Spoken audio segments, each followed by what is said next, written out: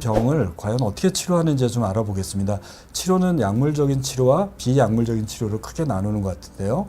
먼저 비약물 치료에 대해서 먼저 말씀해 주시겠습니다.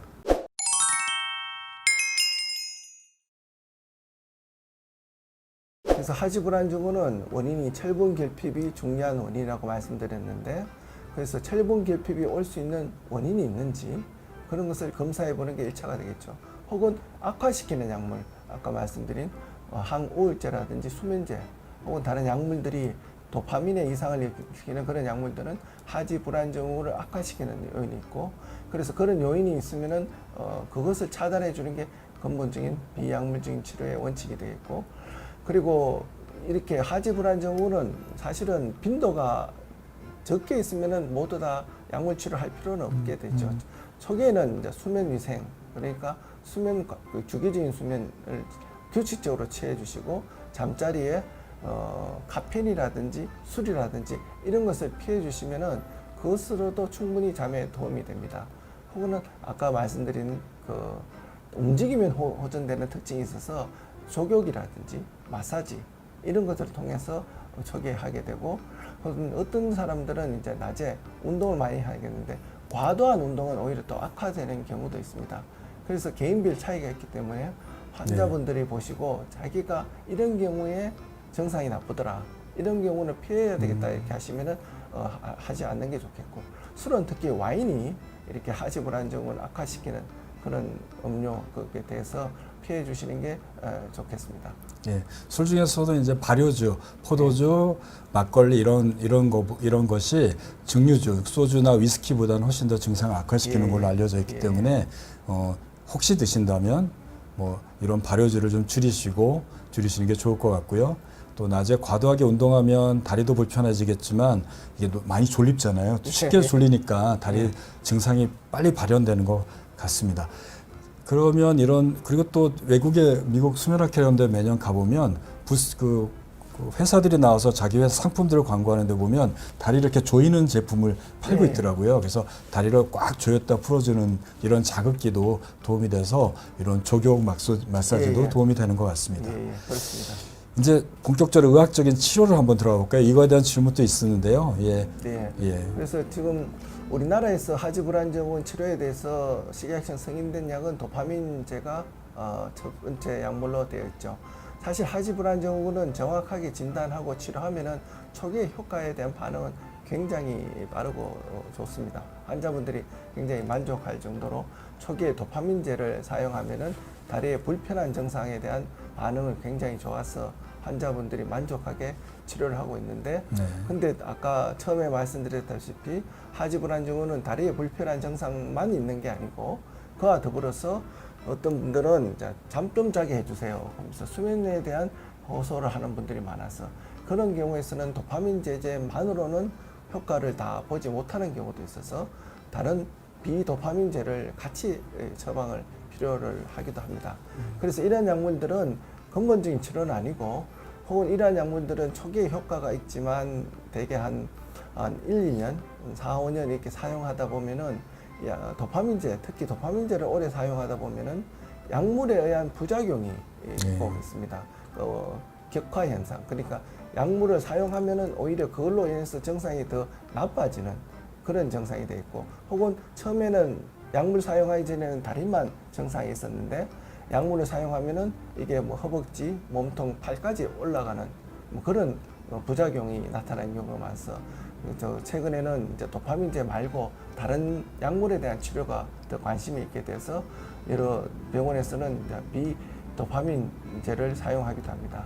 그래서 이런 치료를 하지만 근본적인 치료는 철분이 문제라고 말씀을 드려서 철분제를 많이 사용하고 있는데, 철분제는 먹는 철분제와 주사로 하는 주사 철분제가 있습니다.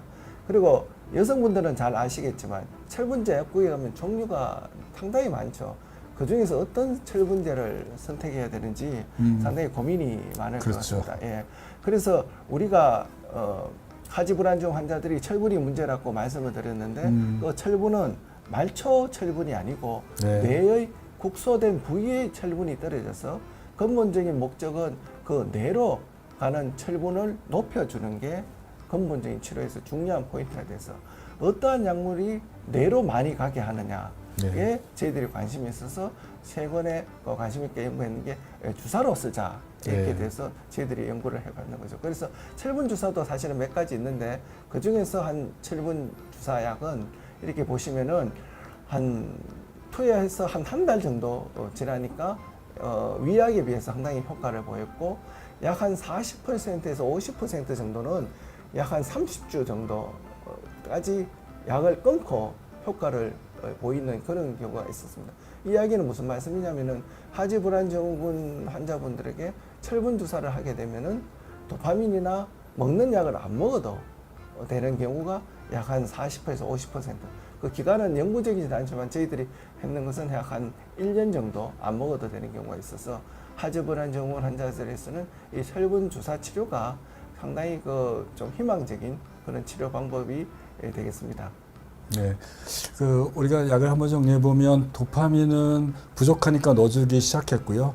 그 조영 교수님이 연수했던 존스 홉킨스의 지금 네. 닥터 알렌이라고 아직도 살아계신 80세신가요? 예, 80 조금 80 넘으신 분인데 네. 이게 이분이 1990년대부터 도파민을 투여해서 환자들을 치료하기 시작했고 네. 그때부터 도파민으로 저희가 거의 20년 가까이 써왔는데 네. 최근에 이 약을 오래 쓰게 되면 증상이 더 악화시키는 오그멘테이션, 예. 그걸 격화 현상으로 예, 해석하셨나요? 격하고로, 예. 그래서 약 한 3년 쓰면 한 20-30% 환자들이 증상이 맞습니다. 악화시키는 현상이 나타나서 최근에는 비도파 약물을 사용하자라는 게 이제 예. 저희 의학적으로 얘기가 되고 있고 현재는 우리나라는 비도파민 약물이 사실 보험이 안 돼서 조금 문제가 있는데 통증에 조절하는 약물 중에 뭐 약들을 몇 가지 사용하면은 증상이 예. 굉장히 개선되고 맞습니다. 뭐 뇌로 올라가는 신경 그 감각 신경 전달을 차단해줘서 부작용도 없이 굉장히 효과가 좋은 걸로 알려져 있습니다. 하지만은 근본적으로는 철분이 투여하는 게 가장 좋은데 먹는 약은 변비도 있고 네, 소화도 부작용이 많고 소화장애도 위장장애가 있고 있고, 예, 그렇죠. 그렇습니다. 먹는 약은 드실 때는 꼭 빈속에 비타민 C하고 같이 드셔야지 네. 흡수율이 높은데 예. 먹어보면 굉장히 부작용이 많으니까 예. 참 문제라서 교수님이 아마 이건 전 세계적으로 굉장히 유명한 연구를 하신 건데요.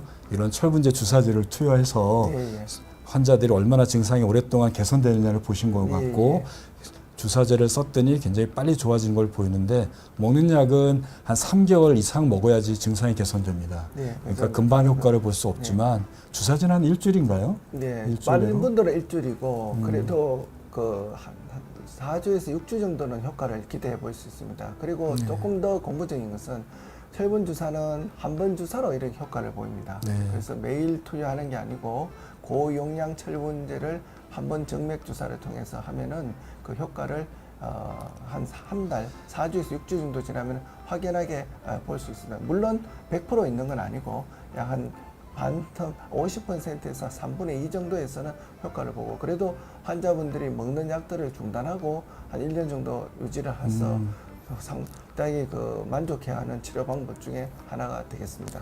예, 하지만 철분 주사제가 참 좋고 좋은데 보험이 안 되고 좀 비싸고요. 예, 또 하나는 제가 생각하기에는 이게 이제 말초 피해서 뇌로 들어가는 길이 차단된 사람, 그쪽 네. 루트가 망가지는 환자들의 경우는 아무리 주사를 주더라도 뇌에 흡수가 잘 안 되니까 효과가 좀 떨어지지 않을까라는 생각이 좀 예, 드는데요. 그렇습니다. 예. 철분 부족을 가진 분들을 보면은 어떤 분들은 뭐 고기, 철분이 많은 음식들이 보면 대표적으로 견과류라든지 붉은색의 고기가 되겠거든요. 그런 걸 즐기시는 분이 있어도 즐기시는데도 불구하고 말초 뿌린 철분이 떨어지는 보면은 유전적으로 흡수가 안 되는 분들이 있는 거고 또 흡수가 되더라도 뇌로 전달이 안 되는 분들이 있는데 이 철분 주사제 그리고 종류가 많다고 말씀드린 것도 우리가 선택적으로 뇌로 많이 가는 철분을 선택을 해야 됩니다. 그래서 그 모든 철분 주사제 효과가 동일한 건 아닙니다. 그래서 저희들이 그런 기존에 있는 철분 주사약을 선택해서 사용해서 그래서 대부분 철분을 먹거나 주사하면은 대부분 이렇게 골수라 그러죠. 이제 빈혈 치료에 많이 쓰는데 골수라든지 간으로 가서 대부분 끝나는 건 있는데 저희들은 그거보다는 다시 뇌막을 통해서 뇌로 가서 뇌에 침착되어서 효과를 나타낼 수 있는 그런 퍼센티지가 높은 철분 주사를 선택해서 치료를 하게 되는 것입니다. 예, 먹는 약인 경우에는 식사 직전에 음식을 차려놓고요. 비타민 C하고 같이 먹어야지 흡수율이 굉장히 맞습니다. 높아지기 때문에 뭐 비타민 C를 먹으면 위장이 나쁘신 분들은 조금 그건 절제하셔야 될 것 같고 그렇지 않으신 분들이고 철분 흡수를 빨리 높이려면 같이 드시는 게 좋을 것 같습니다. 마지막으로 이제 정리를 할 시간이 된 것 같은데 교수님 한번 하지불안에 대해서 한번 정리를 해 주실까요? 하지불안 증후는 한마디로 표현하면은 다리가 움직이고 싶은 충동이 있는 질환입니다. 그죠? 그래서 막 불편한 것은 대부분 따라오지만 선생님 저는 다리에 가만히 못 있겠다. 못 있겠습니다. 이런 호소를 하시는 분들은 하지불안 증후를 꼭 생각해 보시고 그리고 잠을 못 자는 분들은 여러 가지 생각해서 이 다리하고 관계도 한번 생각해 보셔야 됩니다. 아까 처음에 말씀드렸다시피 다리 불편한 거하고 잠 못 자는 거하고 잘 연결을 시키지 못해서 자꾸 잠 못 자는 것만 생각하고 수면제라든지 안정제 혹은 우울증 약들을 복용하는 경우가 많은데 꼭 잠 못 자는 거하고 다리가 불편한 거하고 혹시 같이 있지 않는지 생각해 보시고 이러한 증상이 움직이면 좀 호전되고 가만히 있으면 악화되는 그런 특징을 보이고 잠자리에 누우면 악화되는 증상이 있을 때는 꼭 하지불안 증후를 생각해 보시고 우리 수면 클리닉에 오셔서 한번 정확하게 진단받아 보시면은 충분히 좋은 결과를 효과를 볼 수 있을 것 같습니다. 하지불안 증후의 증상도 증상이 굉장히 특징적인 증상이 있는데 또 이게 객관적인 검사가 없다 보니까 다른 병으로 오인되기는 하지만 의사 입장에서는 이 병을 정확하게 진단내고 약을 투여하면 너무너무 좋아지거든요. 환자들이 맞습니다. 너무나 감사하다는 말을 들을 정도로 명의소리를 들을 수 있는 또 굉장히 치료가 잘 되는 병이니까 비슷한 증상이 있으시면 가까운 수면장애 클리닉을 방문하셔서 정확한 진단을 받으시는 게 좋을 것 같습니다. 오늘 귀한 말씀 해주신 조영호 교수님께 다시 한번 감사의 말씀 드립니다. 네, 감사합니다.